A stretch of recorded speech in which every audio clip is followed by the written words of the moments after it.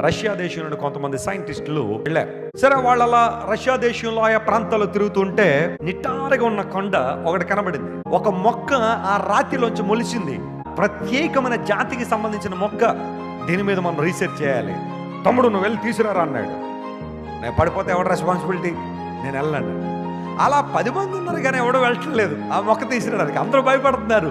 ఈ లోపల కుర్రాడు నడిచి వస్తున్నాడు. అలా వాడిని పిలిచారు, రే బాబు, అక్కడ మొక్క ఉంది, మేము పట్టుకుంటాం, అందరం ఒక తాడు ఉంది మా దగ్గర, నువ్వు ఆ తాడు కొనబట్టుకో, మేమందరం పైన ఇక్కడ పట్టుకుంటాం, నువ్వు వెళ్ళి ఆ మొక్కను తీసుకురా అంట.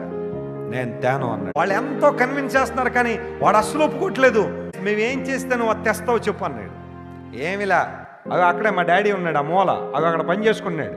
మా డాడీ వచ్చి కనుక తాడు పట్టుకుంటే నేను తీసుకొస్తానన్నాడు. వచ్చాడు ఆయన, సన్నగా బక్కగా గాలెత్తి ఎగిరిపోయేలాగా ఉన్నాడు ఆయన.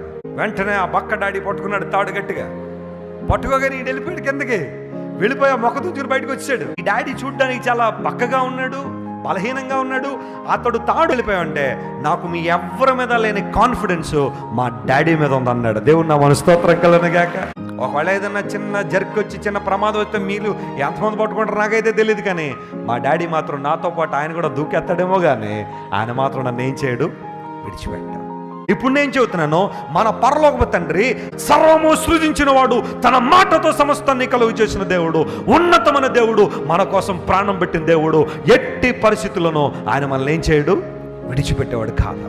నమ్మ ప్రియ దేవుని బిడ్డ, అలాంటి దేవుణ్ణి జ్ఞాపకం చేసుకోగలిగితే, అలాంటి దేవుణ్ణి స్మరించుకోగలిగితే నీ జీవితంలో ప్రతి కష్టము, ప్రతి ఇబ్బంది, ప్రతి వేదన, ప్రతి దుఃఖము, ప్రతి ఆందోళన, ఓటమి, వైఫల్యం నుండి దేవుడు ఈ ఉదయకాలం నుండి పైకి లేవనెత్తగలడు.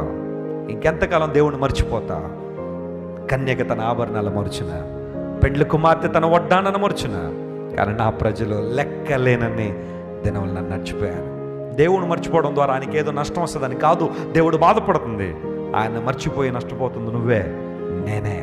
అందులో దేవుడు అంటున్నాడు, కమ్ బ్యాక్ టు మీ.